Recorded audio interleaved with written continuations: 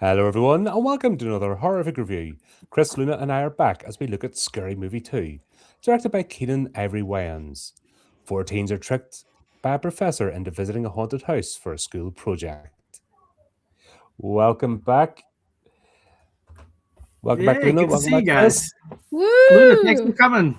Dream Team's here. Yeah, thanks for inviting me back. I'm glad I did not scare you away with my commentary last one, so I'm super stoked to be here again. Have you met us? It takes a lot.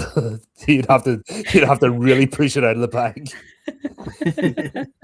But unfortunately, you're now caught in the schedule because we have to get through these before June, before Scary Movie 6 comes out, so we can recover. Oh, Because I'm ready. Let's yeah, power through these. because my OCD won't let me cover a movie until we've done all the previous ones on the channel. Yeah, I So feel it's you. like, just math. yeah, Chris found that out when Final Destination Bloodlines was coming out. It's like, we can't talk about it until we do all the other movies because it doesn't matter if you've watched them; it doesn't count if you've reviewed them on the channel. That's right. Yeah, That's right. Then I can I'm put the them in same order. way. It's Yeah, sad. a little bit of OCD, but with Final Destination Bloodlines, it actually worked out pretty good because that was a great movie. It did not work out so good with the Sharknadoes. Like we have No. to see every Sharknado. Yeah, Do we? because once we start one as well, like you have to finish the series. 'Cause Yeah. that's it. We've put them on. I went through that rabbit hole myself with Scream because I'm like, oh well, the new one's coming out, so let's see what these are all about. And yeah, I got through them No, barely, but I got through them. I've told this Scream- story before. I watched Scream 2 in the cinema, and I walked out the doors, and I could not remember what any of that movie was about. It was just like I remember people being on a stage at the end and saying words, and that was it. I'm like, yeah, I just nothing. Do you know when you've zoned out completely during a movie? And after that, I'm like, nah, I'm done. And when was that? 2002 or something silly, you know what I mean?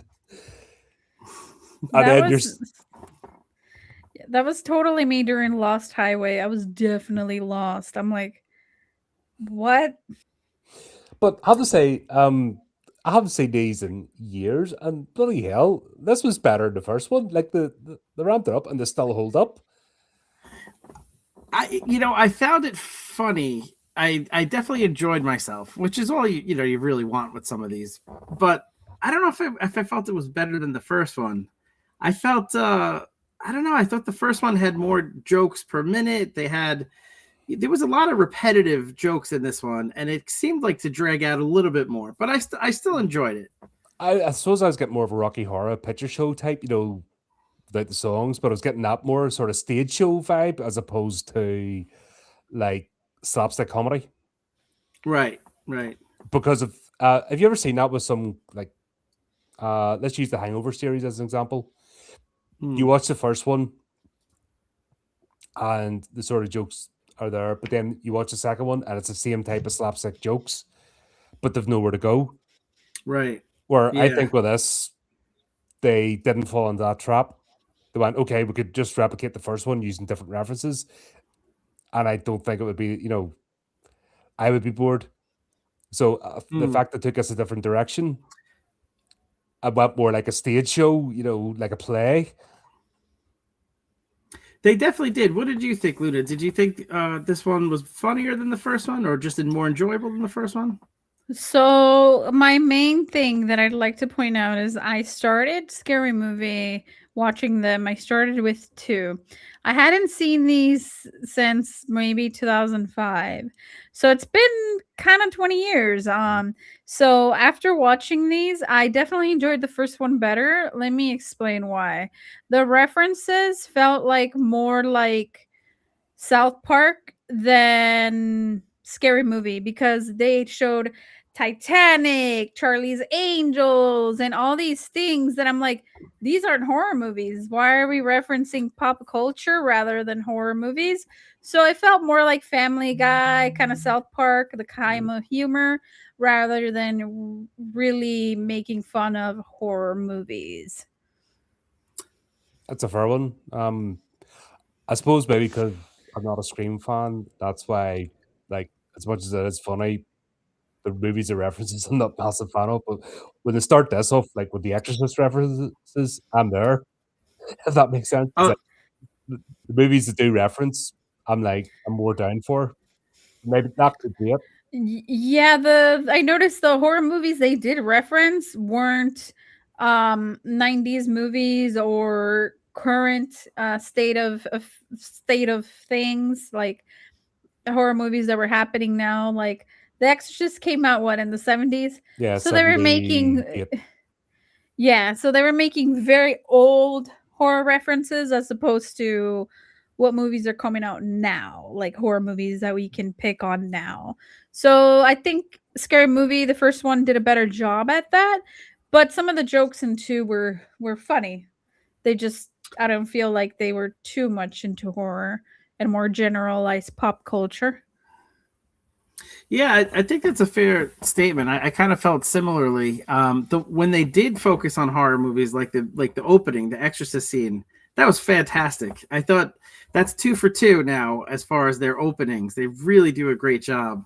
The Scary Movie opening with Carmen Electra in the first one, and the Exorcist opening with this one was hysterical. And I'm sure we'll get into it more in depth, but they do a really good job. I think you're right. When they go off some of, the Charlie's Angels references, like you said, those are not as evergreen. Like, unless you're watching it at the time, you may not even realize it. And they weren't even horror related.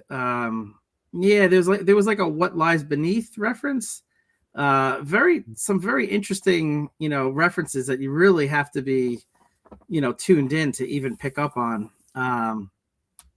But you're right, Colin. It was definitely they took a different approach, which give them credit. They could have just did the same repeat, and then it's the same movie again, like The Hangover 2. So they definitely took a chance with what they did, and at times I think it works, but at other times I'm not sure it does.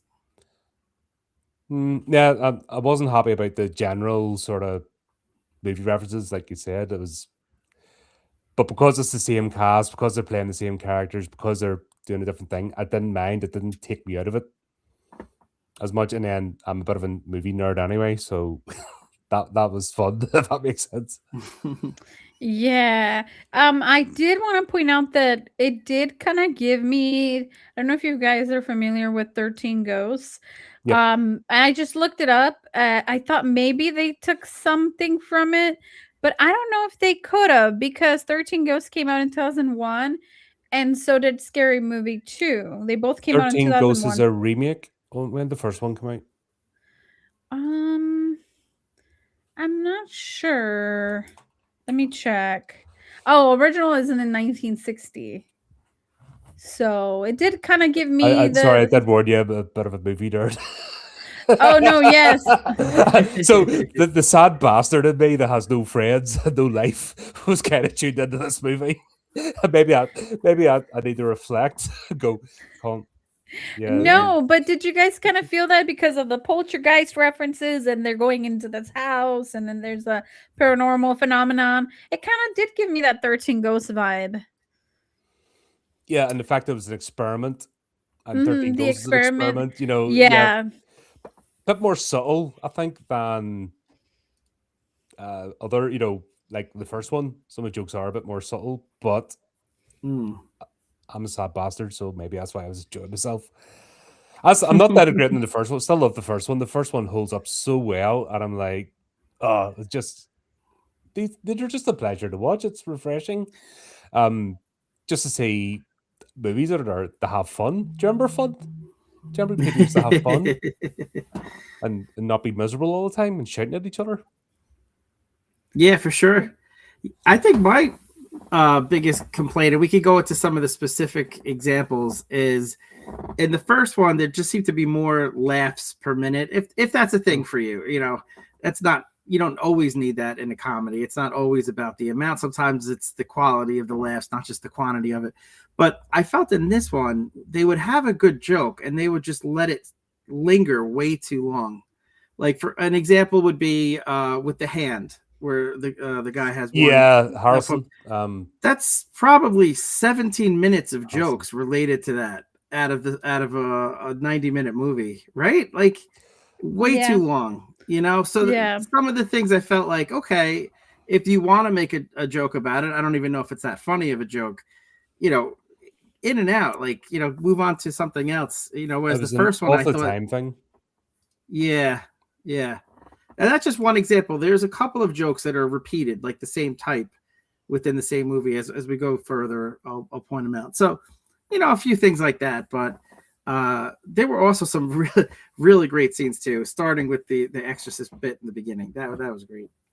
I don't know. I was thinking that it's more to like Carry On movie than like a current day, you know, slapstick. Also, I think as well because there's not been much comedy about for.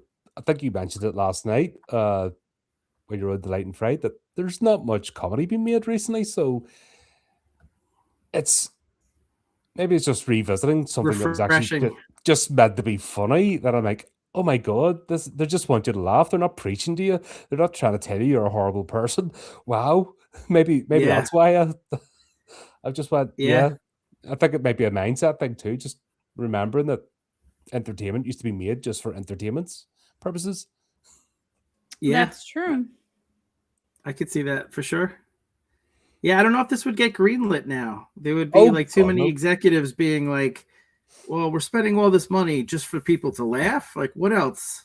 Like, no, that's it. Well, however, I must say that the trailer for Scary Movie 6 gives me hope. And the fact they're saying nothing's off the table and we're just going back to taking the piss again, that does give me Nice. hope. Yeah, I wonder what they're gonna do because a lot of jokes that would fly back then would most certainly not fly now. I wonder if they're gonna push that envelope. Have you seen the trailer? I have. So if they're making they them jokes, then you know they're going for it. So They're yes, just gonna go for it. Full send it. there's no other way. Yeah, if you're going to step over that line, just go over the line and don't hold back. And be unapologetic. You know, if you go in half-hearted, it's not going to work. And I just hope to do that. Like, there's even race jokes in this, and they're done with good-natured banter, no hatred. If that makes sense, nobody's being Mhm. denigrated for the other one. It's just making a joke, and it's making fun of the parodies. You know, the tropes of horror movies. You know, Hmm. and you're just like, yeah, do you remember it used to be good-natured, and you could rib each other, and it wasn't nasty. Yeah, for sure. I Yeah. miss that. Definitely. I just miss that. That's all. You know, and I think that's why with the I think that's why this has landed with me, you know, and I was laughing more maybe I should have. Like just it just reminds me back to the time when we were like everything wasn't the end of the world, you know, and Yeah. everyone wasn't pitted against each other eternally, always, you know, it was just Yeah. simpler I think times. we said in during the Scary Movie 1 review, like it's hard to think of that many spoofs of this type. They used to be very common and they were always good natured. And anytime there was like a hit movie, you would see like a spoof like 8 months later on a Mhm. coming attraction to a movie. And like, oh, that's great. I just saw the original last year. But like nowadays, you know, where's the Avatar spoof? Where's this spoof? Where's any big popular movie, where are the spoofs? They're just not there. Just that mindset doesn't exist. So yeah, I see what you're saying. It is refreshing to revisit this, with Yeah, that mindset. that might explain why I'm more forgiving of this than Yeah, yeah, maybe it is. And I'm an old fart. I'm a sad bastard that knows too many movies. So. I definitely enjoyed it differently because back in 2005 I was very young to say the least. So now in my adult life I get different jokes from this than maybe when I did when I was a wee lad. Yeah, you mean like Father McFeely? Yeah. Oh yeah. Even the name, you're like, oh my god, yes. Definitely. Because back then you're just thinking, oh, it's just the priest name, but now as an adult you're like, oh no. Great casting too, right? He's Oh, so good at that. but I think that's one thing I've noticed that the people that have got involved with this movie franchise, the commit. They're not just going through the motions or down the end. Like they commit to the character and they lampoon to the max. But you have to do it to make this funny. Yeah, for sure. Yeah, and Definitely. it's the same with the Wayans brothers, right? They did the first one and this one. Are Mhm. they doing the sixth one as well? I haven't I hope looked that so. far into it. I know a lot of the cast, the original cast, are back, Yeah, so I would yeah. I imagine didn't mean to so. put you on the spot. I was just saying that. I'm trying. There's I'm trying to, because the movie's coming out. Like, I have seen yeah, the trailer, but I'm trying not to overanalyze it because I don't want to ruin it for or myself. right, or see any articles that give something Mm. away. Yeah, no, 100%. You know, I But always So avoid that before a movie comes out because I'm. yeah, and it's really no spoilers, but Michael Tides, I'm not sure if I'm saying his name correctly. He is the one directing Scary Movie 6. okay, And Michael Tides has done things like A Haunted House 2, Naked, 50 Shades of Black. So he's done all right. he's done those kinds of movies. So he's been in Yeah, that kind of space. So I'm assuming 50 Shades of Black is a spoof. So, all right, maybe he's got yes. experience with that. Yeah, Yeah, definitely not 50 Shades of Grey. So definitely black. Nah, fair play. That's the thing. As long as the ethos is still there and the intent, then Yeah, I'm gonna need that. I think in today's age, we need this. We need that release valve, because what's the best way to reduce tension is to laugh. And we just need that back because everyone is too fucking serious right now. Everyone's yeah, just like always wound up to the max, just waiting to explode, waiting for that thing to set them over the edge. And it's like, come on, wise up. yeah.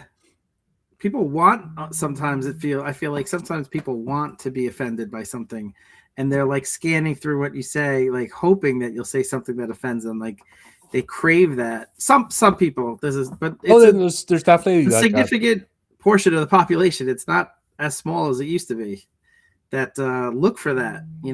They it's an thrive on it. endorphin rush.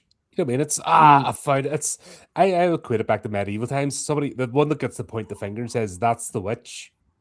Yeah, I mean, whatever the rush comes with that, of doing it, that's what people are looking for now. But yeah, it just shows how empty their lives are, and that's what I mean. We just need to get back to just taking the piss and laughing and taking seriously what actually matters, not your own life, and building what you can Yeah. and just getting through it, and things that you don't have to worry about. Hurdy yeah, words, for example, it's like, no.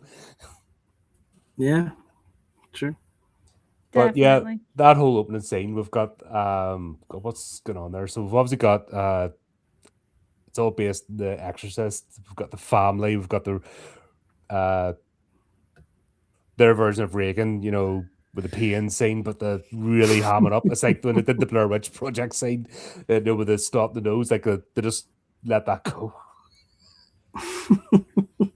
I love one of the party goers is like, wow, look at her go, something to the effect he was like really impressed by the amount of pee. Wouldn't you be? Yeah. That grossed me out when she was just standing in it and like, ugh, that grossed me out so bad. What was worse, Luna, that or the vomiting scene that comes a bit later?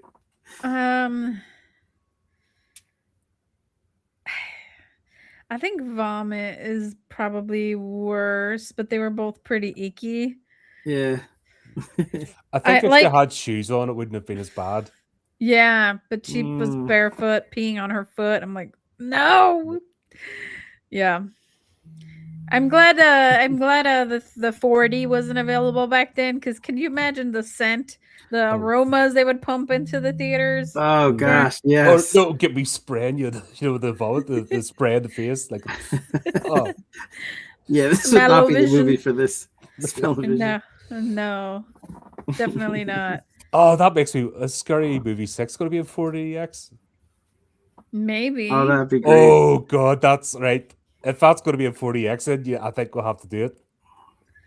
That'd be cool. If they're going to go the same route, then yeah, I think now you've just put a thought in my head, and I'm going to spend an extra £10 on a ticket.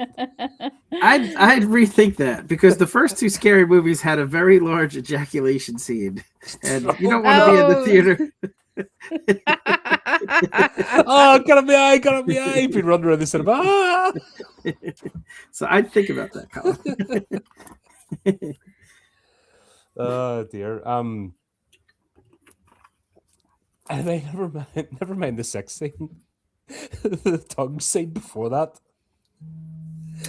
Oh With gosh. Feely, and like he doesn't hold back. Like, it's not even a subtle joke anymore. He jumps in the bed, but then you're like, ah, mate, come on. Yeah. You know Right. what was? Go ahead. Sorry. I was gonna say right before that scene, the part that I totally agreed when the father saw how bad the possessed girl was, he was like, "Fuck this shit," and he walked out. That would have so been me if I was in that situation. That was 100% relatable. I would have just been like, "Nope, out of my pay grade. Yeah, I'm out. leaving." Get the next one up. Yeah, Call the definitely. manager. But I think I'm a big fan of the straight guy in comedy. I think it's such a underrated and important aspect to. You can't have everyone acting ridiculous and crazy because then there's just you don't have anything to ground it. So I thought what was great about that scene was actually the other priest, played by I'm blanking on his name, but he was Conan O'Brien's sidekick for years on the TV show. But he played the other priest, and I thought he was great because then you could McFeely could play off of that, and so he needed someone to react to the craziness that he was doing and like scolding him basically to tell him to come back and be normal. Yeah, that's what Leslie Neeson did so well. Yes, Is he always just played it straight, and the ridiculousness happened around him, but even though he was the central character, he played it straight as if he was like 100% serious all the time. Yeah, Andy Richter. Gosh, it just hit me. Sorry. Yeah, he did a good job in that scene. I'm terrible with names, so Yeah. That's if I don't have the characters' names even or the actors' names up the page next to me, I'm out. They always come to me like hours later, and then like I'll just like wake up in the middle of the night screaming some random guy's name, and my wife is like, Andy Richter, who? That's funny. Like, oh my god, I knew it.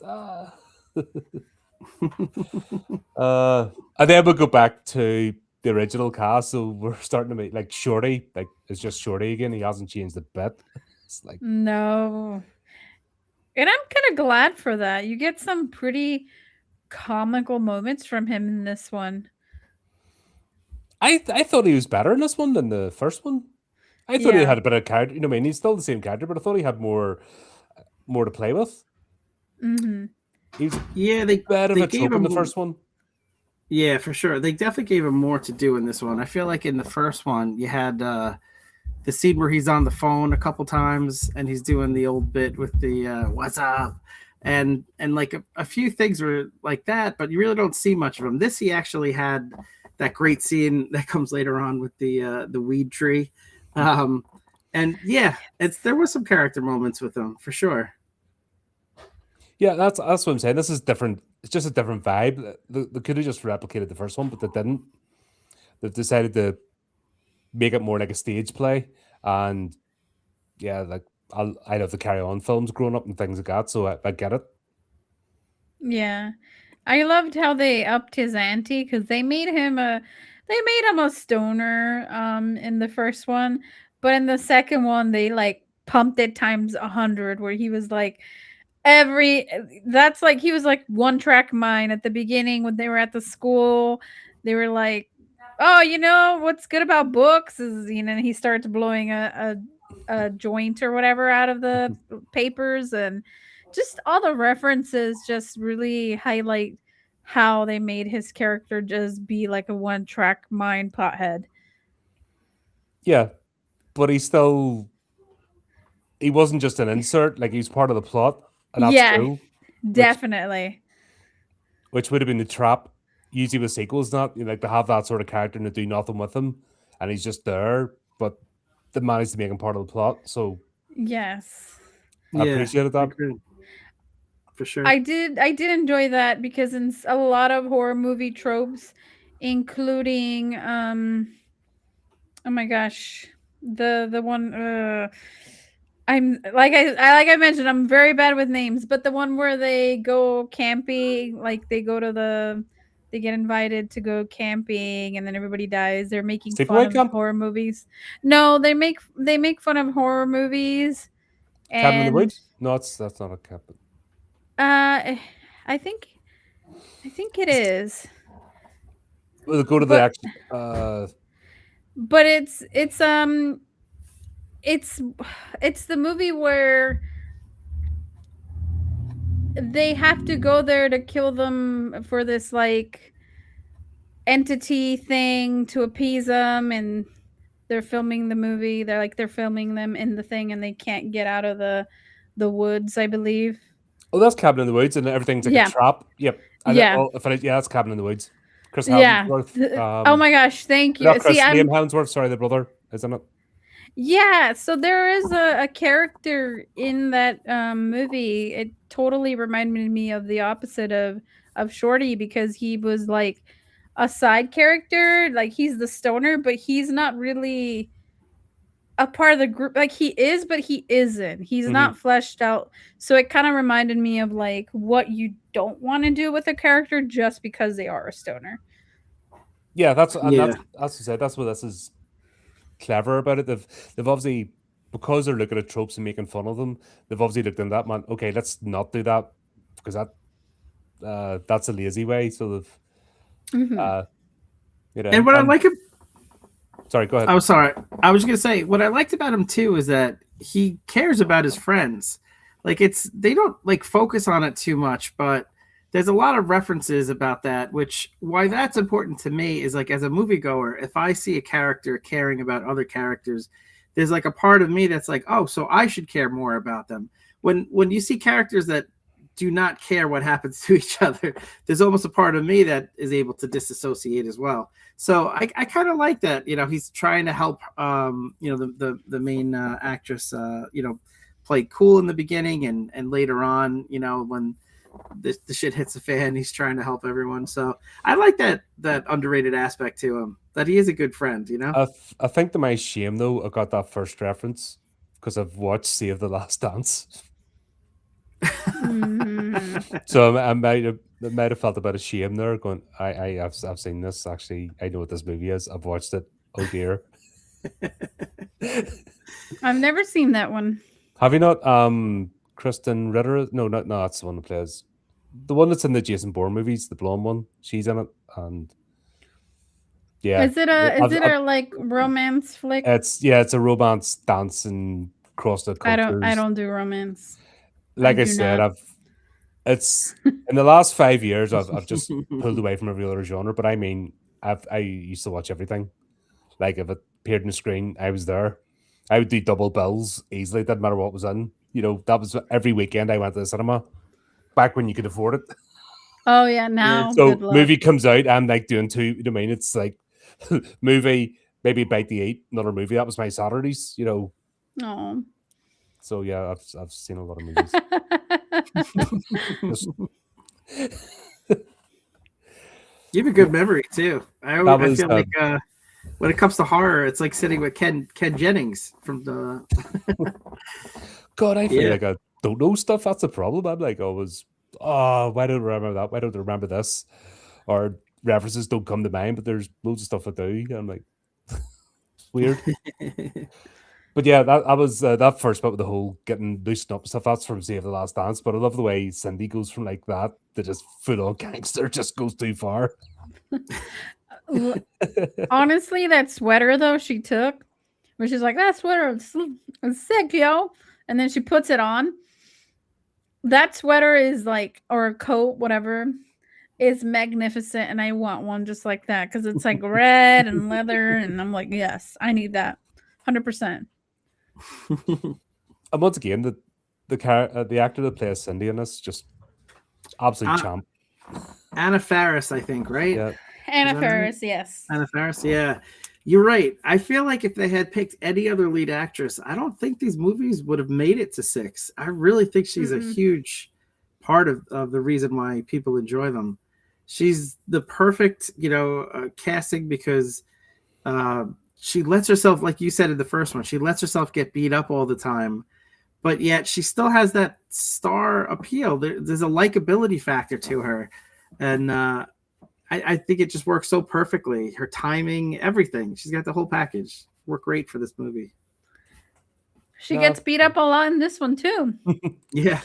Where the guy's like, "Oh, we're just gonna be friends, so I'm just gonna do what I do to the guys to you." So that was hilarious, buddy. Yeah, that was. That's funny enough. That's the way blokes are, though. We're simple creatures. It's like, okay, the brain flicks. Okay, that's what we're doing. Click, just complete down the line. Haven't you always wanted to do that, Colin? When you were in the friend zone with a girl, like, fine, if you want to be friends, this is what we do to friends. Yeah. Wedgie. That was funny. Oh dear. Obviously Ray's back. And how could the amped up from the does this make me look gay? How about now? How do you beat that? Oh, tuck that right. a bit of a Silence of the Lambs reference as well, which was cool. Does it look good tucked or untucked? You're like untucked. I also quote a "Dude, Where's My Car" reference, which I did not expect to get with Scary Movie 2. What does mine say? Ray, what does mine say? Fuck me. Oh, that was funny. That's not yet.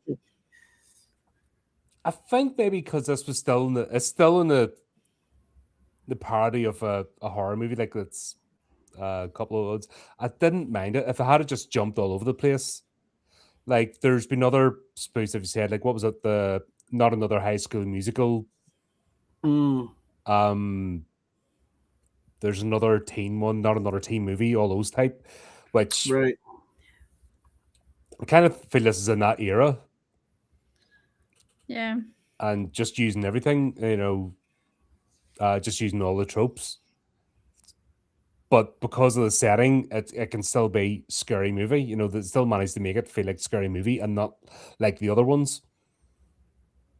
So I think that's maybe why I'm more forgiving of it. Yeah, I can see that. But one negative aspect I had, though, besides just some of the jokes being repeated too much and just staying on the same joke too long, the first one aspect that I liked were the deaths. There were a lot of deaths in the first one that were very funny. I don't know if we had more than one or two. I'm struggling to think how many people actually died in this one. Not many. Not many. Yeah. So that was an aspect that I actually enjoyed more of the first one. But the first one was making fun of slashers. Right, true. This is making fun of supernatural. And if you think The Exorcist, how many deaths were in The Exorcist? Mm-hmm. Yeah, there's more deaths in 13 Ghosts, but most of the sort of supernatural movies aren't about deaths every scene. Mm-hmm. It's about uncovering the mystery. So maybe because I just got that vibe, all right, we're doing something different here. Different genre, different. That's why I was on board, because I was getting what they were trying to do. Yeah.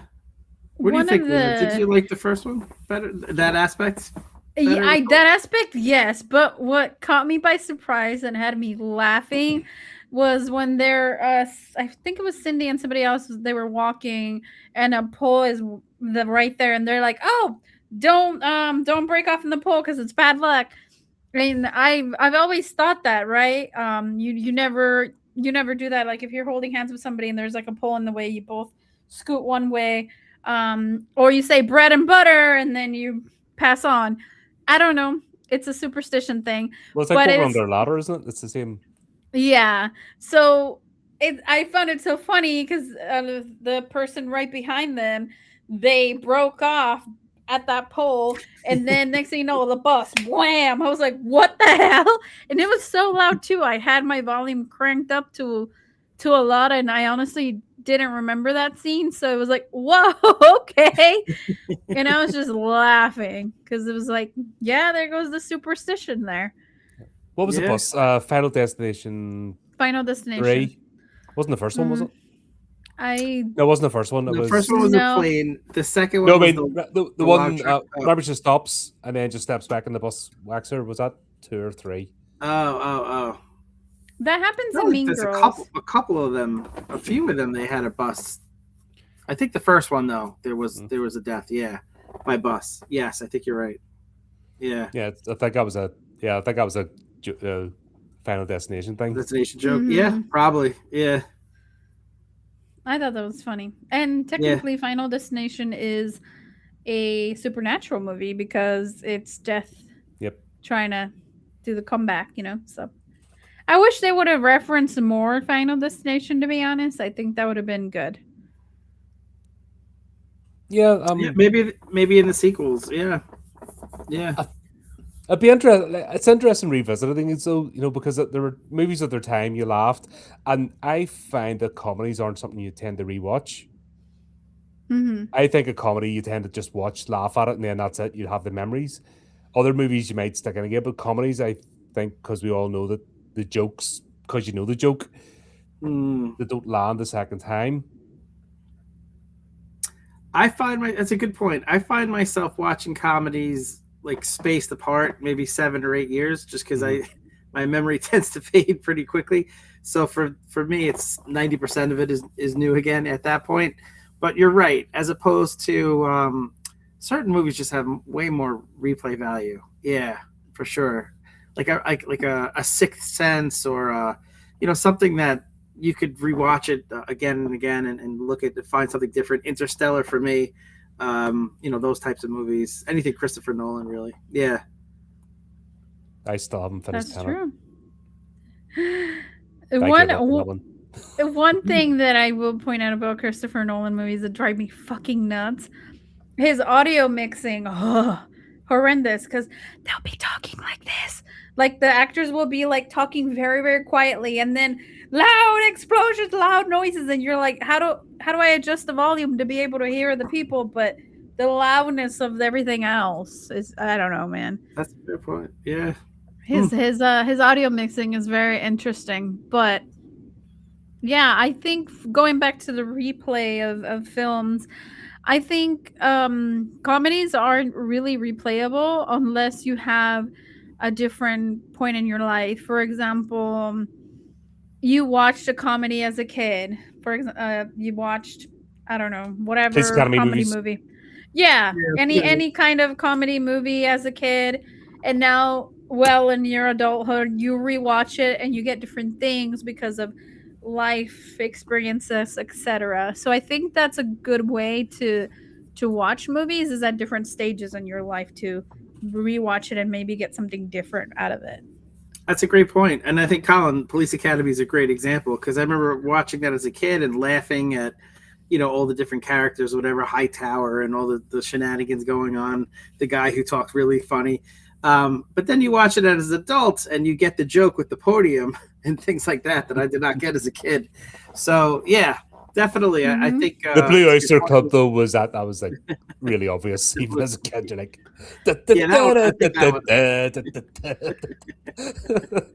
yeah. For me, it was Spaceballs. I watched that as a young teenager, and now I rewatched it as an adult, and I'm like, oh my gosh, I got different things from it. Definitely. That's another good one. Years. Yeah. There's another sequel coming out. I know, a Spaceball sequel. That would be cool. I hope so. I hope. I think they've got the same intent like with Scary Movie 6, because if they don't, like, there's so much crap getting thrown out here at the moment just for the sake of it. Yeah. But we'll see anyway. Then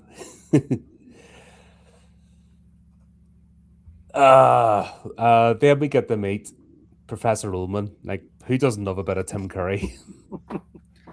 Oh yeah. Yeah. He just owns that role. He's like the pervy professor. Like, And I love how unapologetic he was. Like he just came out and said, you two should just sleep together. It's just, What? um, It's college. Yeah.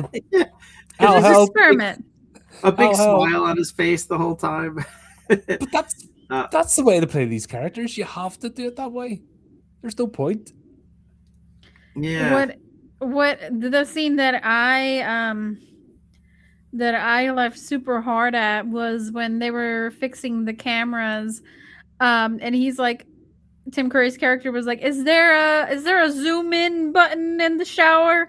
And then they zoomed it in and it was all the way like where the chest area would be. And I'm like, oh my gosh. What a pervert. but I like that the other character knew what button it was. At first, he's like, Yeah, "Oh gosh, you should be ashamed of yourself." Okay, fine, it's that button. it's So that that was funny. button. Yeah. Yeah, that was funny. But is that's a bit of a trope in itself, or a bit of a thoughtfulness. Dwight represents the virtue signaler. And I always talk about beware the male feminist. You know what I mean? If you're a lady and a bloke tells you they're a male feminist, you fucking run. You just run as fast as you can. You will be in the basement changing your radiator before you can say boo. Do you know what I mean? The one that always preaches virtue are usually the darkest ones because they hide it. They hide everything, and they take it to another degree. Where Professor Ullman, yeah, I'm a perv, yeah, I'm just going to be open and do it, and if I get away with it, I get away with it. But you know what you're dealing with. That's an Mm. interesting thought. Yeah, and I think an underrated aspect of this movie is the casting. I mean, Tim Curry, James Wood, Chris Elliott, very underrated as the guy with the the butler, I guess, or the head caretaker, I guess you would call him. Yeah, really good, solid, actors that were able to, not take themselves too seriously to act in this type of movie, and they really add a lot to it. Yeah, that's the thing because they're doing this like a stage show, and they're almost borderline getting thespians in. That can do that sort of thing because it's not slapstick. So you need people that can carry lines. But I have Yeah, to say though, actually, the actors that are playing the main characters again, they melded quite well into the new setting and the new pacing. Because the pacing in this is definitely different. So if you're going into this expecting Scary Movie, the original one, you're not going to get it because it's completely different pacing because they framed it differently. But I like the way the characters stayed true to themselves and went along, were able to just go along and didn't stick out. Shorty's the best example, I think. He blended into this movie, and if he had been Scary Movie 1 Shorty, he wouldn't have. It'd be like a square wheel sort of thing, trying to clunk along, it wouldn't have worked. where do you think, Luda? Some of the cast, like Shorty, I think we talked about, but Raymond and who was the Raymond's girlfriend? How do you think Oh, they fared compared to how they acted in the first one? I think the casting was really great. I love the addition of David Cross and his Yeah, whole that's like another good one. wheelchair thing, and then the back and forth he had with Henson, where they were like, "Well, why don't you give me a standing ovation?" And it's like, oh, or standing ovation, whatever. And it's like that whole back and forth. It was really, really good, and I don't think if any other actor would have done as good of a job as them. I did enjoy that they brought in like Tim Curry, some bigger names, and of course we had Beetlejuice in there. I hope we get to talk about him a little bit more towards the end because we see him at the very end. So very interesting casting, and I did think that the casting was good. yeah. One aspect I thought though is when it comes specifically to Raymond and to Brenda, that was her name. Oh, Oh, oh what'd you do, no. Colin? The gods of the internet. Oh no, we broke Luna. Oh no! Don't let her escape. Have you tried to turn it off and on again? Get the big net. Yeah, this is what happens What when you don't carry the appropriate human sacrifices before each stream. Shoot. That's right. That's right. Shucks, forgot again. But when it comes to Raymond and Brenda and Shorty in particular, it was nice to see them back. Considering what happened to them in the first one.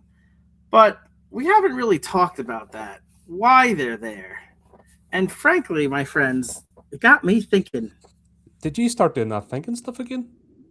I did a wee bit of thinking, as you say. That only leads to trouble, you know that. Only the best kind. I guess we're going to do it then. Let's do it. Let's do it. It's a theory. It's a Chris. It's a theory. Chris's crazy theory. So, returning characters in a spoof sequel. What else could that possibly mean? Tell me, Chris, tell me. Wow, I feel like you guys have really upgraded. And I think I definitely have. That is getting more chaotic. The bigger the dome, the bigger the knowledge. We're ready to see you're transmitting. Your aerials are going to transmit. And we're like, this is the Shorty version of. But yes, I did find it odd that Raymond and Brenda and Shorty were even there, because if you watch Scary Movie 1, it looked like all three of them died. And I think this is not a plot hole. This is not something that the director failed to mention why they're even there to begin with. I think there's a very good reason why they're there. And I'd like to show you what I think. So if we go to slide number 1, I always think there's like an old school projector, that have been like second grade. So this is early on in the movie. And I noticed as you see the campus, the lyrics let you go like a dozen balloons, so rising up, let you go, almost, someone who's, passed away, you have to let them go. And it got me thinking, like when we last saw Shorty. When we last saw Shorty, he was dying. And he was letting someone, take a puff out of the hole in his chest. And now all of a sudden everything seems to be fine, but I don't think everything is fine. So even this, we see two paths, almost like. So what you're saying, the ambulances didn't get there in time? I don't think so, my friend. And this is going to take a little bit of a dark path. So I hope you guys are willing to join me on this journey. But we got two paths, just like in the afterlife. And I think the director is letting us on to a little bit of a secret that you have to read between the lines to see what happened to poor Shorty. So again, just to recap, that's what we see. You want to hit the classic line that goes down in movie history. Puff, puff, pass. But that's the last we saw of him, but before now.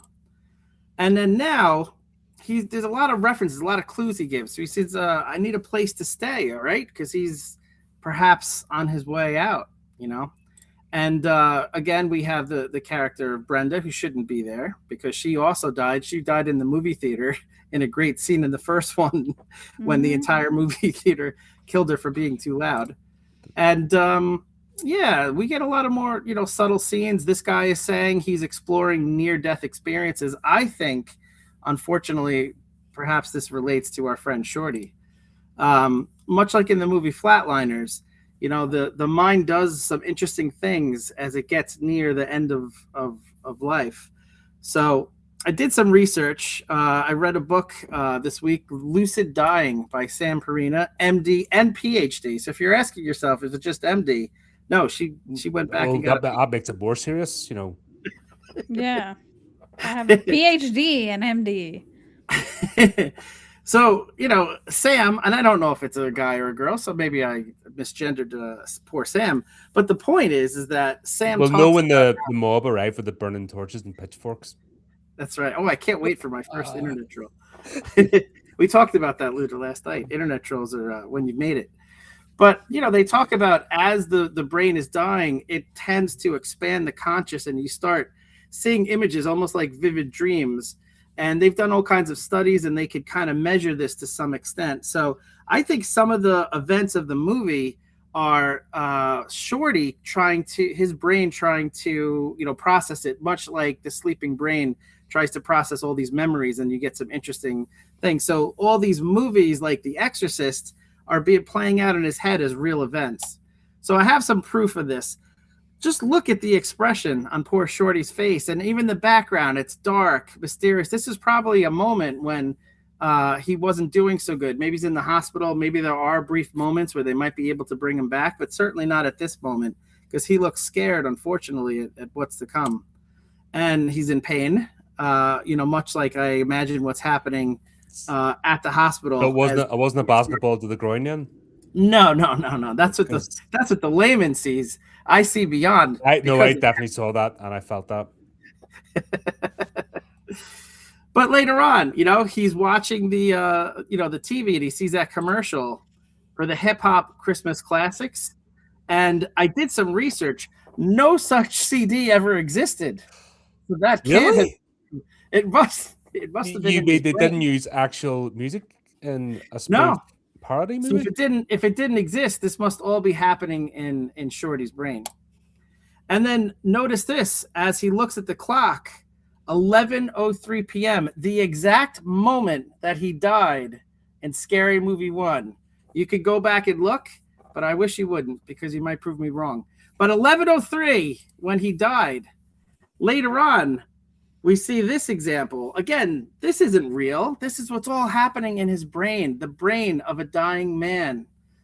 So this actually, of course, couldn't have happened. The giant weed monster. How were the other characters able to see it, even though he was rolled up and reacted? This is all encompassing his vision. So he's picturing them in his dream because these were his friends. And as we talked about, as a good friend, of course, they would be in his dying moments, in his dying thoughts. They say in the last 7 minutes of your life, you think about all the things that mattered most to you. So, of course, his friends would be in his dreams. Left? Well, it could be less than 7 at this point, No, but how do you know? Yes. How do you know? Yeah. Well, it's tough to tell. Whenever you're in a dream, time has no constraints. It's abstract. It's hard to figure out how much time exactly you do have. But I think all these visions are playing out in his head. Speaking of head, there's a lot of references to the head. Take it to the head. So I think, again, the last thing to die in a human is the brain, right? That's why they literally use the term brain dead. So I think as he's dying, that's why all this focus is on his head. And we see this image. This is a clear example of the director trying to tell us that this is what's happening. This is the key to the whole movie. This is what's happening in Shorty's head. Even the head opens up. Again, more clues as to that the entire movie is all focused about what's inside his head. And what word does he say? Beetlejuice in the house. Beetlejuice.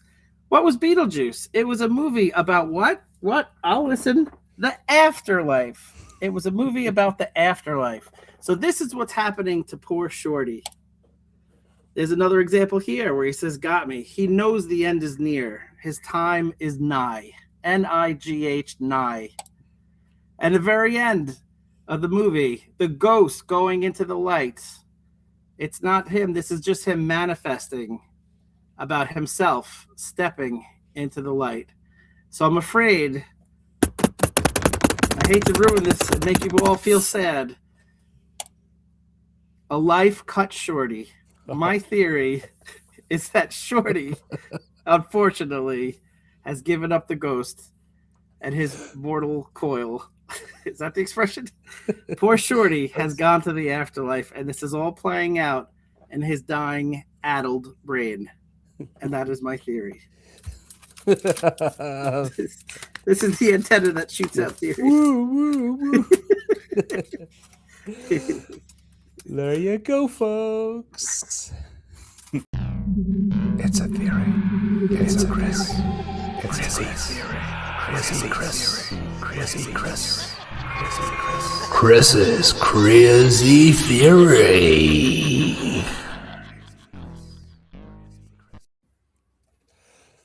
right. So Saba mentioned that. Explain the basketball scene. What's that a reference to? Because I never saw what that was from. Take it, Ah, Luda. I know I'll take it. I know you mentioned it in the Yeah, first one. so that reference was from a Nike commercial. From back in the day where they were dribbling and then you can do it, and it was like it was supposed to be very inspirational. So we see them kind of being inspirational and saying, yeah, yeah, we got this. Look at us doing the ball and the dribble and all that. Yeah. All right. Exactly. But true to Scary Movie, they did the twist of instead of being amazing dribblers like in the commercial, they start, getting hurt and bouncing into their crotch and And now people don't remember that commercial. right. They just remember that scene where they're like dribbling and I believe that didn't they even use it in the trailer for the new one? Oh. Or like a little Maybe. teaser video that they posted on their social media. I saw it somewhere where they were like doing the dribbling. You might be right. I tried to stay away from the trailer for now because I'm worried it's going to give away something about Yeah, these that's it. I movies. watched it once and that's it. Yeah. And I'm like, nope, stay away, because Yeah. We're But after- approaching. After I watch these, I'll definitely check that out. Yeah. Yeah. I'm very superstitious about things.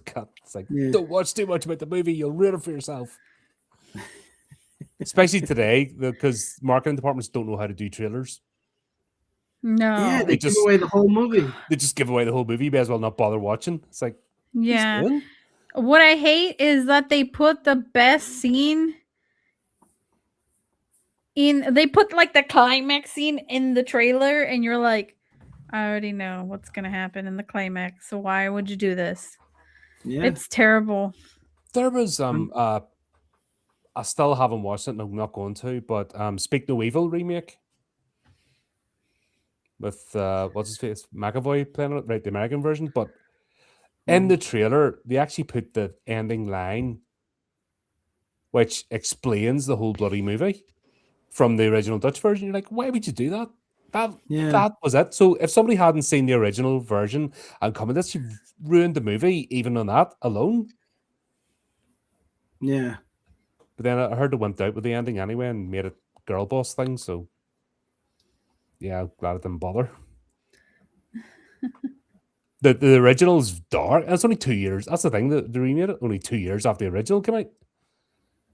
And most of the originals in English. They just use Dutch and Norwegian because they're from the different countries, but they use English as the, speaking to each other, then the way they use their own language. So it didn't need to be remade. Gotcha. Yeah. I haven't seen it. Yeah. Another example of a trailer, like when you twig onto that, you're like, oh, you bastards. It's like that's why I'm avoiding trailers. Especially something I want to watch. If I don't care, I'll watch it, the trailer and watch it again and see the teasers and stuff. But right. if it's something I'm actually wanting to watch, yeah, I'm staying away. Yeah. Yeah. I don't mind it. Like if you just watch it and don't think too much of it. Why are they showing me this? Why is this color? Why? As long as you don't start questioning it, I think it's fine just to like see it once and that's it for a trailer. But it's when you get in trouble when you start going, oh, why is she in the trailer? Why is this happening? Why did they choose this location? What, like, just don't question it. Just let it be. Game over. You've ruined it. Like I said, you've ruined the movie for yourself because it's already in your head before you go in. Yeah, exactly. What do you think of Megan's character in this? The actress that played Brady, the first, basically decides to start stalking the ghost. Like that was funny the way they did the Ghostbusters scene, and then she falls in love with the poltergeist, and then they can't get away from her. Yes. Go ahead. Yeah, take it. I thought that character was just hilarious because you do see you do kind of see that in movies and stuff where like they sleep with this one guy, now they're like the obsessive girl that's chasing after this dude, so that was kind of funny that they made it to where she's obsessed with a poltergeist, not an actual guy. Yeah, and the managed to carry it on throughout the movie, which is great. Like even get into the secret room, it's like nope, and then changing the picture, the photograph. It's like, same thing. I think that might be my favorite joke or idea of the entire movie. There's something about that because you have this invisible creature with unlimited, abilities or whatever. Like it's the ultimate fear. You can't see it. It could come whenever, you least expect it when you're sleeping. And to kind of flip that on its head, and now she's stalking him and he's trying to get rid of her. It was just something that I hadn't seen before. And I think I have seen something since, but this, to me, this movie, it was an original idea, an original joke. And it was just absolutely hilarious. When that whole sex scene on the ceiling and then she's chasing him the rest of the Like movie. that was a couple, right? You've got Poltergeist because she's wearing the Yeah. same sort of long t-shirt thing. You've got Nightmare on Elm Street where Tina meets her end. Right. You've also got Hollow Man where he was fantasizing about his neighbor and decides to go across and do the dirty when he's Kevin Bacon, right? Yeah. God, what's the other one? Yeah, like I said, Ghostbusters, the scene when she's on the bed, making it like really lured, the Dan Aykroyd scene with the ghost. Yes, the pleasure. You've got all yes, those, that's right. all those three references like rolled into a shot. Yeah. I think that was their best work. That I was laughing out loud, yeah. And then they managed to keep it going, like, and in pace with the movie. Like, it wasn't one of those jokes, I think, that got tired. No, I agree. There are certain jokes that it's okay to, to duplicate or because every time they amped it up a little bit. Mm-hmm. So it went from them just smoking cigarettes and her talking about getting married and stuff like that. Then the next scene, she's literally chasing him. Then the next scene, it's in his room and she's changed his room around. So they, it escalated. It wasn't like, in my opinion, with the hand jokes where it's the same thing, touching all the different food. For it was like Fatal Attraction. minutes. They're playing out Fatal Attraction and Swim Fan. that sort of story. Yeah. And at the very beginning, where Cindy's getting escorted into the rooms, they go, "Oh, this is the room where he kept all his mistresses." So I'm thinking the room that girl got put in was the mistress's room. That's why he came in there and was like getting freaky because that's where his mistresses used to stay. But now the script is reversed when she's not only wanting that mistress title, but she wants the wife title. That's why he's like, nope, because he's a player. He doesn't want to do that. I thought that was interesting that they portrayed that. Yep. Here's one where they replicate the same joke, but it actually worked as Brenda and Ray trying to have sex again and doing better role playing. That was a great callback to the first movie. I think it's even funnier if you've seen the first one. Yeah. Sometimes you need that continuity, if that makes sense. The characters are going to act a certain way. Same as Ray, just doing the sort of gay jokes again, but that's true. I think he hit different this time. More intense in the first one, more in your face. But now, because we've seen it, he could be a bit more subtle this time. But those two trying to have sex and role playing, it just go completely wrong again. It's fantastic. And the actress who plays Brenda, Regina Hall, like just her earnestness, like she gets so like excited and she's just so sweet. Like she's excited that he wants to have sex with her. Because you imagine it doesn't happen that often. And then she's just so into the role playing, and then it just keeps escalating and gets a little out of hand. It's just, I don't know. Her acting in that is very funny. That's what I'm saying about the commitment. Like, you can just see the commitment from the cast in this. They want to do this, and it's fantastic. I miss that. I can't say enough how much I miss that sort of acting, and just enjoying being in the thing and not just down it in or having your nose stuck up while you're in the movie set sort of thing, which I feel is too much. It happens too often now. Yeah. We get it basically also with Ray that the poltergeist clown, like the minute you saw that clown doll, you knew exactly what was going to happen. See, but I will say it was very funny that he drags the clown back under the bed. But this is an example though of like they have a good idea, they have a good joke, and maybe they run with it a little too much. Like I think it was funny when Megan did it, and then now it's just a little bit of a duplication of the same joke. Good joke. It is funny to flip the trope on its head, and now you're chasing after the entity. But now you did it with two different characters, and like that's just a minor thought for me. Yeah. Maybe it had been in different movies, spaced out more, but yeah, I can kind of see it. But then again, it's just because I knew what the minute I saw the clown doll, I knew where it was from, and I knew it was going to happen. So maybe that's why I was like preempting the laughter. If that makes sense. Yeah. Yeah. It just shows like Ray is like the sex deviant. He doesn't give a fuck. No. He is just ready to take advantage of whatever's in his way. If it's a hole, it's a goal. Yeah. But once again, it's that being unapologetic about it. That's what makes it endearing. It's like, I am who I am. Fuck it. I don't give a shit. Do you remember that? I'm not wearing a label or a flag. It's not my entire identity. It's just, yeah, that's me. Deal with it. And that's the way we used to think about people. You know what I mean? There's always characters that got in the world. You always appreciated them for it. Best example I can think of is Clive Barker. Yeah. He is a sex pest. He's openly admitted being a sex pest. He embraces being a sex pest. His works show the fact he's a sex pest. I couldn't love him any more for it. That's who Ray reminds me of. Just being that all apologetic side of things.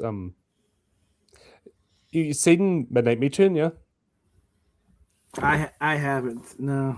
There's the director's commentary where him and Clive Barker and the director are sitting, and there's a character called Mahogany which wears like a steel butcher's apron, and then Clive Barker just starts explaining how he used to nick that from set and take it home to have sex play with his boyfriend.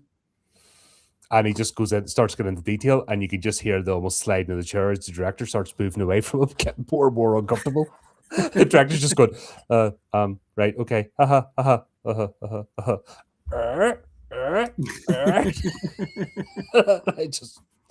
was on the floor. I'm like, oh my god, don't ever change.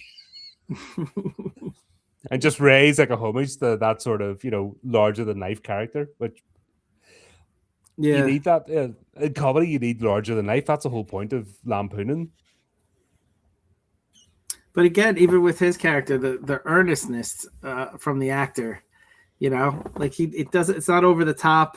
It's very like the actor is playing it serious. Like that's who he is. That it comes off that way without being too jokey or too over the top. Yeah, and that's what makes it work.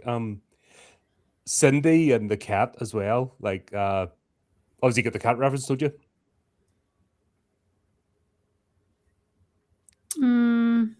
Church I did from not. Pet Cemetery. Oh yeah, Church. Okay. I did not get that one. Yeah. All right. Basically, Stephen King's Pet Cemetery. Church is the cat that first one gets buried and comes back, and it's a different cat. It's like, Wah! Gotcha. Crazy and deranged. Except this one knows Muay Thai. I thought the use of the puppets was funny. Either between the cat and the bird later on, like it didn't take itself too seriously. They didn't try for like CGI or whatever was available at the time. Like they just especially 2000 CGI. You don't want that. Oh my god! No. But 2000 CGI was bad. Ooh. Yeah. Rough. But they could have done something like that. It was commonplace at the time, and I like the fact that they said, "No, that's not this movie's." We're just gonna go with the puppet, and it's gonna be funny. And they were right. Yeah. Yeah, it worked. I prefer puppets. Mm-hmm. Yeah, I'm revisiting Farscape at the moment, and that show when you think about the sets that have been built with practical sets, practical costumes just for an episode, never to be used again, and you're just like, bloody hell, that's amazing. That's each one's like a mini movie, Yeah, definitely. and they just don't do that anymore. It just looks cheap and nasty, and uh, yeah, there's no feeling to it. Yeah. True. Yeah. Yeah, and this is where Cindy gets possessed as well. Yeah, that's true. That was if someone watching this now, they probably wouldn't get that's a What Lies Beneath reference with Harrison Ford and Michelle Pfeiffer. Mhm. When your your wife is starting to suspect something, and then it turns out to be Raymond's face. That was a fun play on that. I thought that was a pretty good joke. But again, it's dated a little bit. It's not as evergreen as some other jokes. You had to have seen that movie, which was a long time ago now. But I think it still worked. I mean, But that's part of the fun of this series is it makes you want to go and check movies out. yes, it's celebrating movies of the time. Yeah. You know what I mean? That's kind of the whole point of this franchise. Is there not nods and winks to specific movies, and it's if you don't know, then there's an opportunity for you to go watch a movie and understand why it's in the zeitgeist or why they thought about it, and then you can go back and watch these again. I would recommend if there's a movie reference mentioned and you haven't seen the movie, go check the movie out. It's obviously worth having a look at. That's what I plan on doing with Charlie's Angels. I knew it was a Charlie's Angels reference, because there's just so much pop culture about it. Mm-hmm. But I've never seen Charlie's Angels. All right, I have, and Charlie's Angels 2 through Full Throttle. Yeah, like I said, I'm just like, okay, Yeah. But that's a good point, Colin. I feel like if it's in a spoof movie, it has to be worth seeing almost by definition. Like if it's worthy enough, if it's a big enough pop culture reference that you would reference it in a movie like this, then there has to be some aspect to it that was those movies were worthy fun. of Once being again, made fun of. back in the day, even those movies like Charlie's Angels was fun. Hmm. I got didn't even watch the whole thing. I tried to watch that. I think that's when I was starting to like wean off. Do you know they did the remake with flipping Rest Bitch Face, Kristen Stewart, Oh God. and you could see the tone. Like she's like 5 stone soaking wet, and you're supposed to believe that she can throw these hulking stuntmen about. You're just like, no. Yeah, mate. It would just be like she's jumping, trying to do that spinny legs around the head thing, MMA move, and I mean, you just pick her up and go, nah, woof, you know what I mean? Throw her away.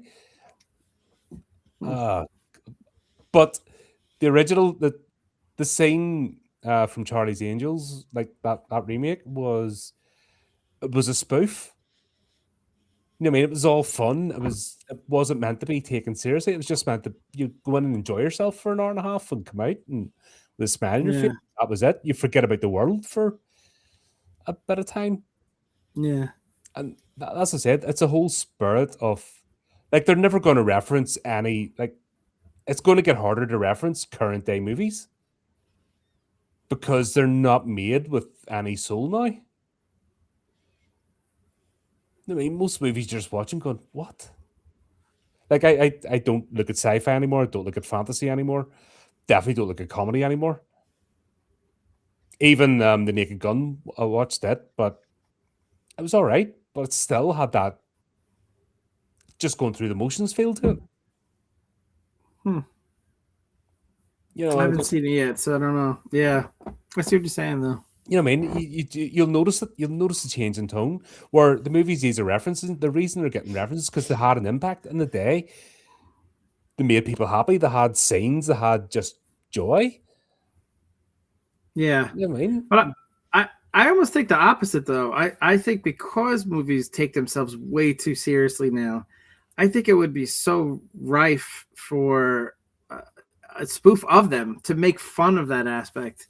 You know what I mean? And we did get it with Naked Gun, but I haven't seen it, and even that was just a sequel of a previous movie that was lampooning, you know, Dragnet and shows from like the 70s. So it's not really current.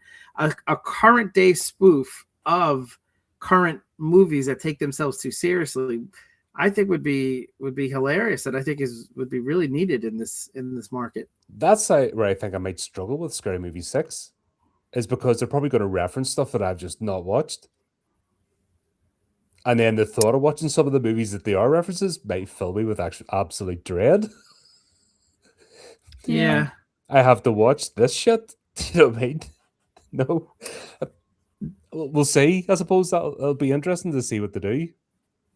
Luna, if Scary Movie 6 were to spoof certain horror movies that came out in the last 10 years or so, it doesn't necessarily have to be within the last year.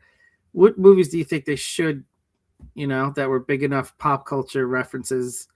What would be a good movies for them to focus on in Scary Movie 6, you think? That's a really good question.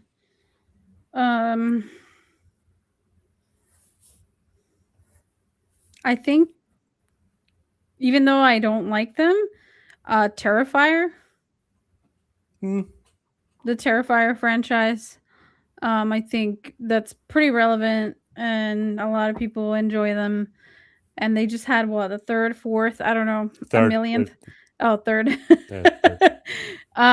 So yeah, I think that would be interesting for them to do. You know, it's kind of a clown thing. That's a good one. The Conjuring. They should bring up The Conjuring. The Conjuring. That's one of the times. Abigail, even though that movie was shit, it would be good to lampoon. Yeah, that's one that tried to be a comedy and failed miserably. That's true. What else has been out that hasn't been a fucking remake or a rehash? That's the thing.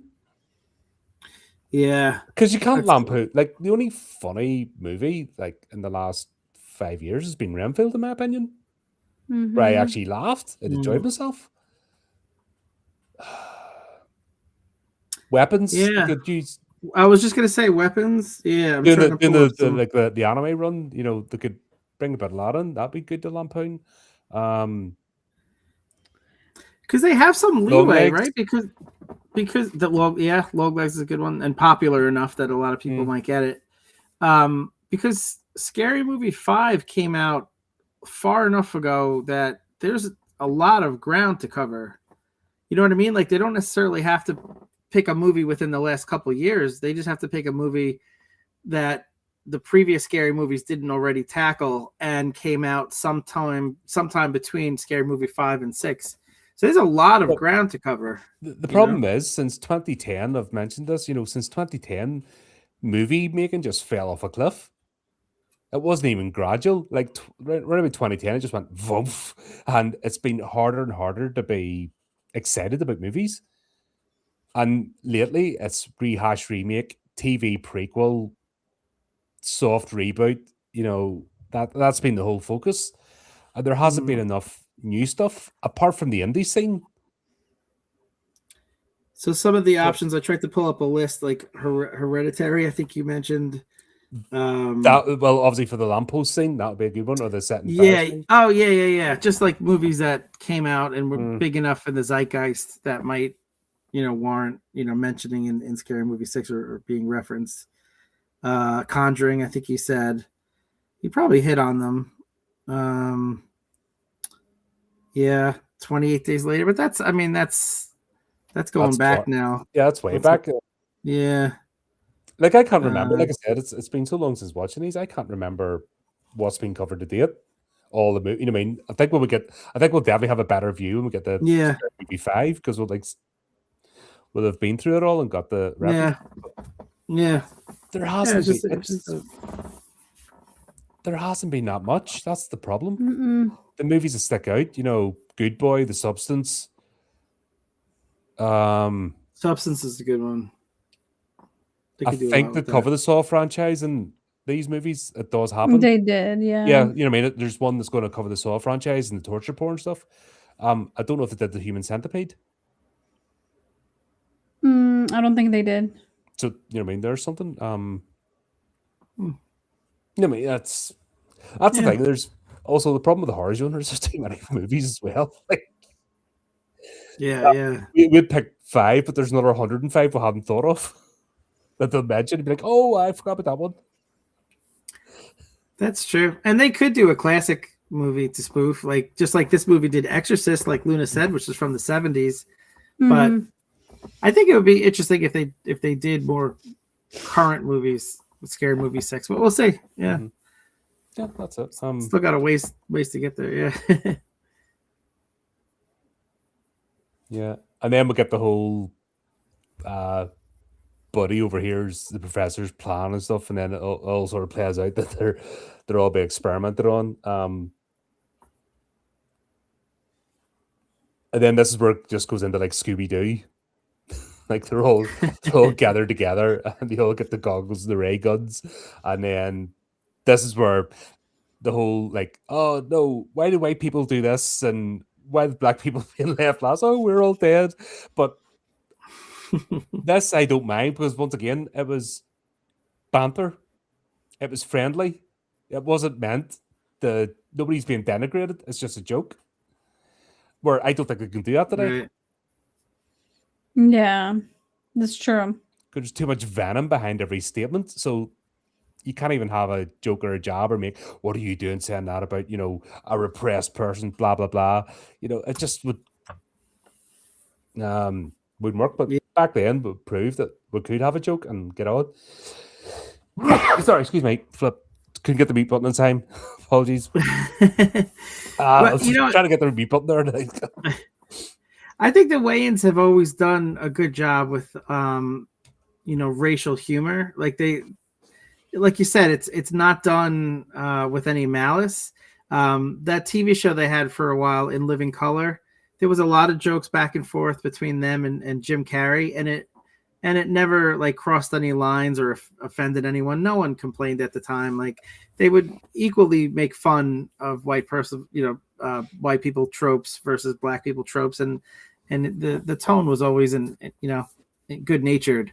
So I felt like they brought this to these movies, Scary Movie 1 and 2. You know, any of the racial jokes were very, very mild and good natured. Just like like you said, the part where, all right, we're gonna separate into 2 groups, and then all of a sudden it's Raymond, Brenda, and Shorty. Yeah, because they're like, we're sticking together, and then they realize that yeah, the black people always die first in Yeah. a horror movie, and then they're all together. that's right. I mean, that joke is just Yeah, like I said, it's funny, it's a trope, and we always know because it's a studio thing. It's not even intentionally.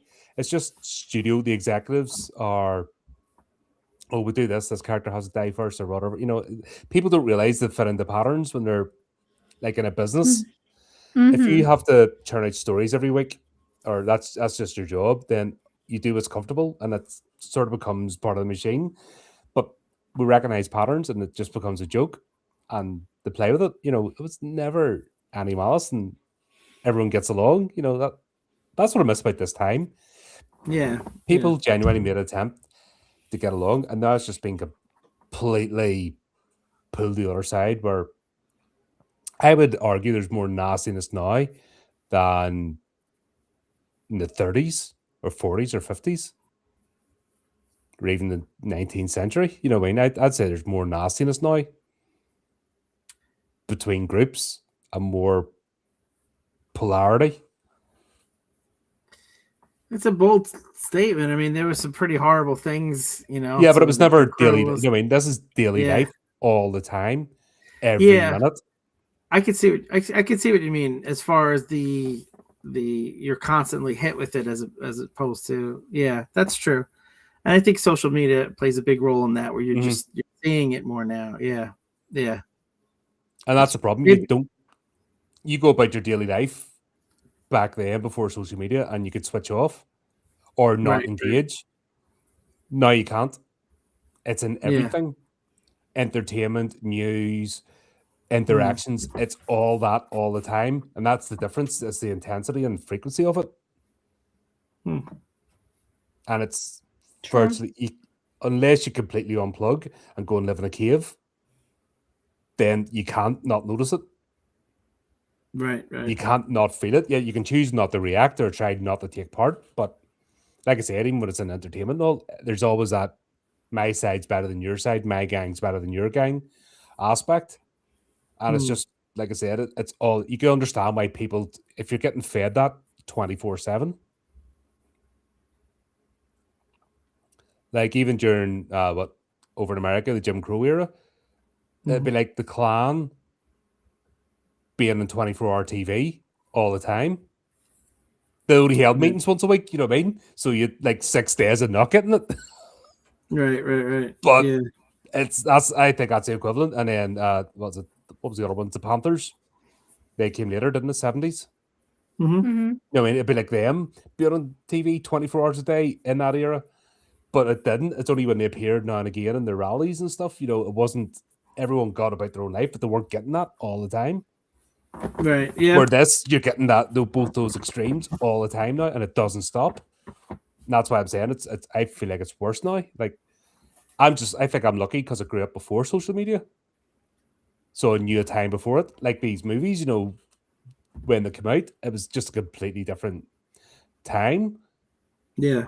And I just think we're happier for it. And I think now it's like, I hope with the likes of Scary Movie 6 coming out, and if it is going to just poke fun at all this crap, that's going to be the, like, start to break the dam, you know what I mean? Start to shine a light on the ridiculousness of how people behave.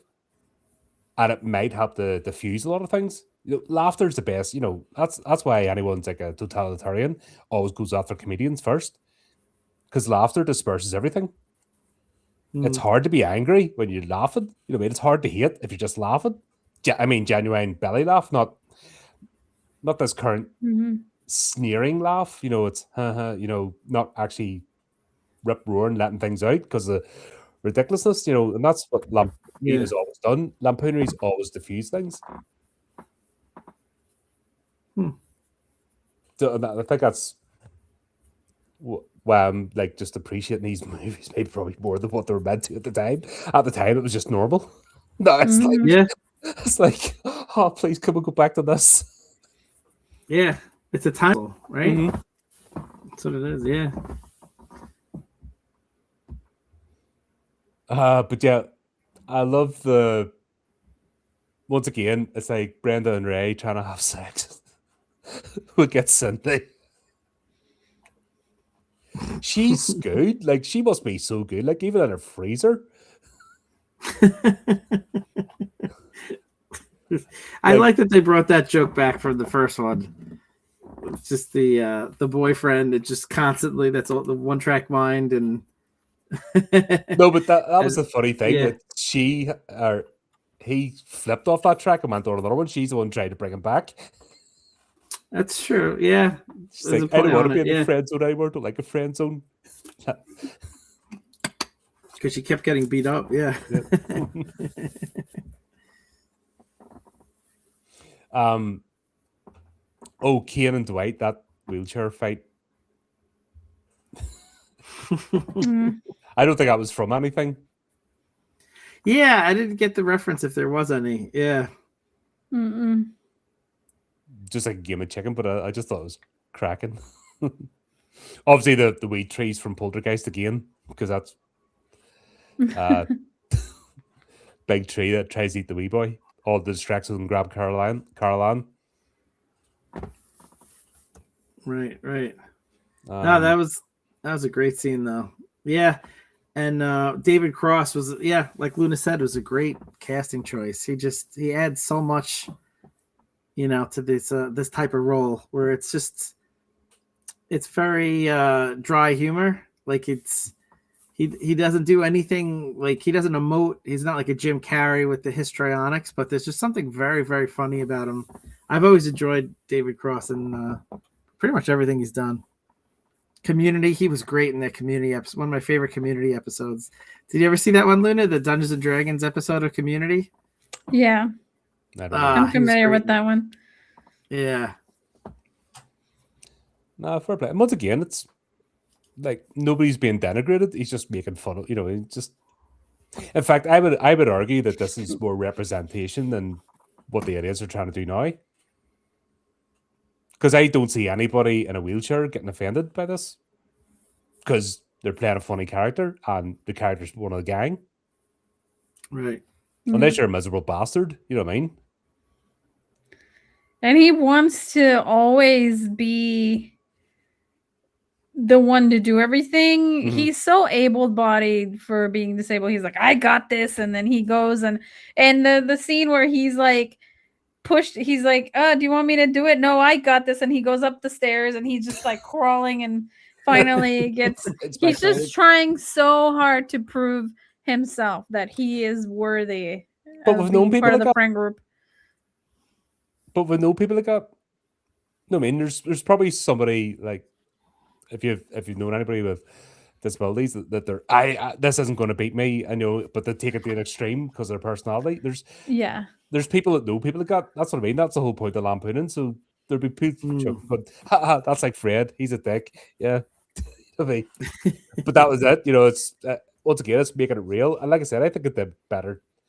They made a better attempt here than the zealots today who don't really. Once again, because there's a nastiness with it today, it doesn't work. It actually has the opposite effect, where there's no nastiness in this. We can see that. Yeah. And then Shorty with the Hannibal Lecter's Hannibal Lecter's the second one, isn't it? Ray Liotta. Have you not seen? It's not Silence of the Lambs, the second Silence of the Lambs. Hannibal Lecter. Oh, I never saw that. That was a prequel, right? No, the second one is basically Hannibal Lecter's escaped. You know when he escaped after the second one? Oh, I never saw that one. Clarice is still trying to find him. And Ray Liotta is her supervisor. Oh, I never saw So Ray Liotta's character is the one in the wheelchair, and Hannibal Lecter basically fries his brain free. Have you not seen that? Oh god, you have to watch that. You have to watch it. That's a good one. I'll not, but that's a reenactment of that scene, and you're write that down. Yeah, you'll put that on the list. Put it on the to watch list. I know. That's what I'm saying about this. If you don't have the reference, you'll go watch a movie and you'll be like, "Oh my god, that's why." Yeah. Now it's even such funnier. A classic scene. Yeah, that's such a classic scene. That does add a lot of replay value to these movies because if you, like you said, if you don't get a reference and then 5 years later you watch a movie again and get the reference, that's a good thing about them having alluded to so many different, movies because very few people will have seen all of them besides Colin. So if you do end up seeing one of these movies that they reference down the road, then if you watch a movie again down the road, it'll just be that much funnier. So that is smart of them. Instead of like just the first movie was only Scream and I Know What You Did Last Summer. So this one, by expanding it, that actually gives it more replay value. You're more likely to enjoy the second one probably multiple times than the first one, maybe for that reason. Like I said, that's maybe why I enjoyed it because I feel like it's expanded and also it didn't just retread the first one. Yeah. Maybe the statement it was better than the first one's the wrong one to make. I think I think because of the more movies, the reference, I got more out of it because I'm like, no, that one, that's where that was the game I was playing.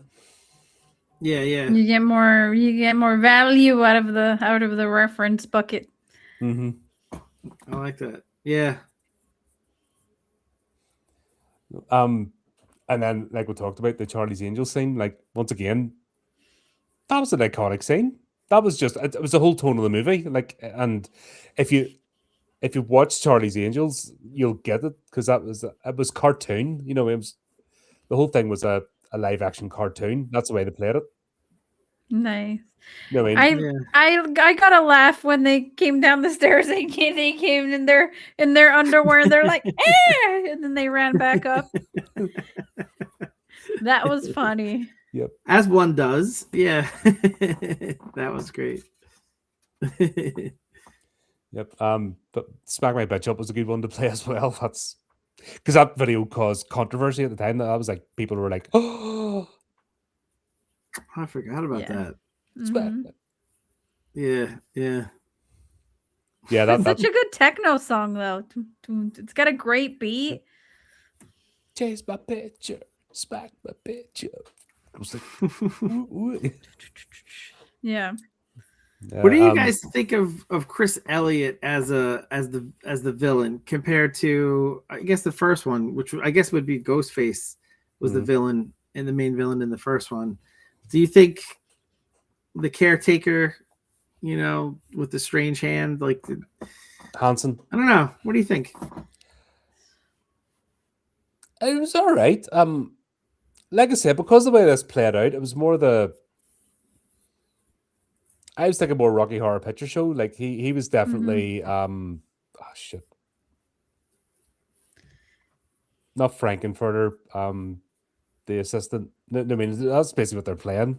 Mm-hmm. I Uh I thought Tim Curry was more of like the villainous character, and Chris Elliott's character was more like his minion, like his Mm, you have Igor and yes, but oh god, I can't remember. that's a good point. Are you looking it up? Richard O'Brien, Riff Raff. Frick's sake, how did I forget Richard O'Brien? I've met him. Ooh, I'm gonna I've tell talked him. to him. How did I forget him?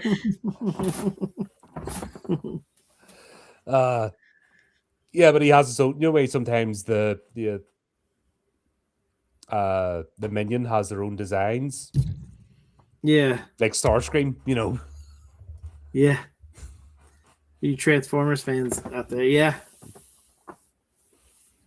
that was it. that's true. It was. This was more about like I said, the things playing out as opposed to like there being a proper villain. Yeah, that's true. Like Carry On Screaming, for example, that's very similar to this. And it wasn't just the doctor; it was his wife turned out to be the real villain. You know, and they betray each other and stuff, and works out that way. So yeah, didn't mind. I just thought his character might have been a bit overplayed throughout the movie. He's I a thought so disappointment, too. but I don't think his was as strong a character as the other ones.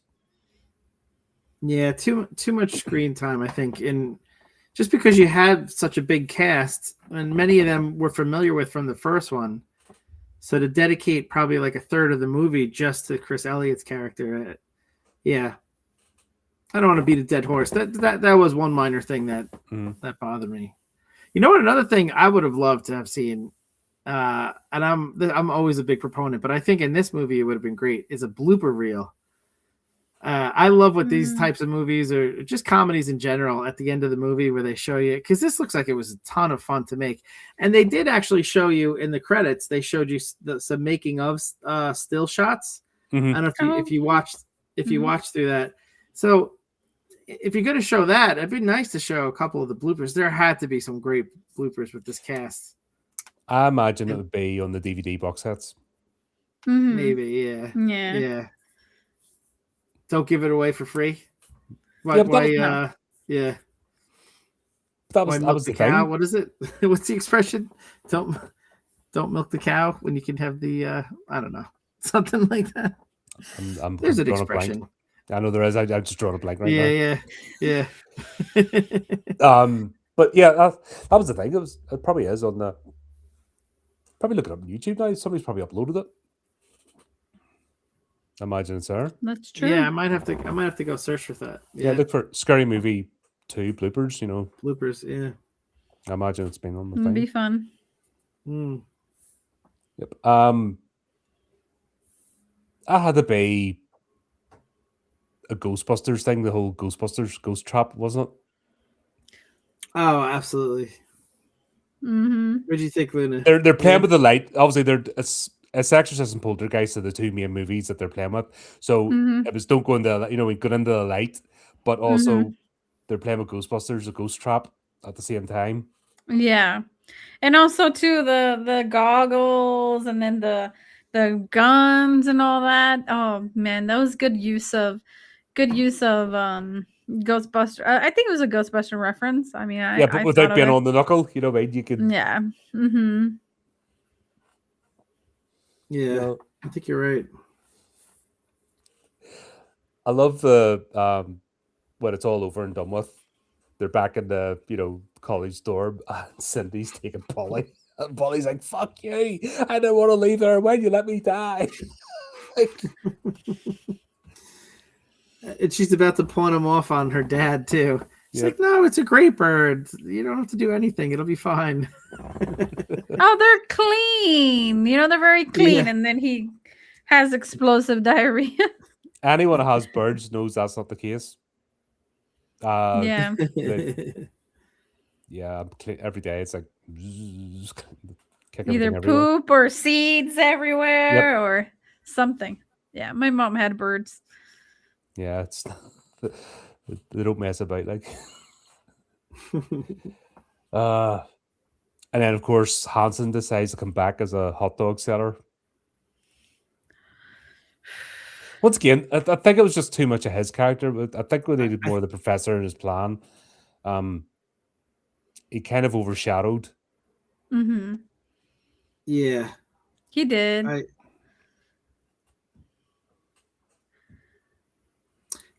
agree. I feel like Tim Curry. You know, you have such a great actor in a funny role.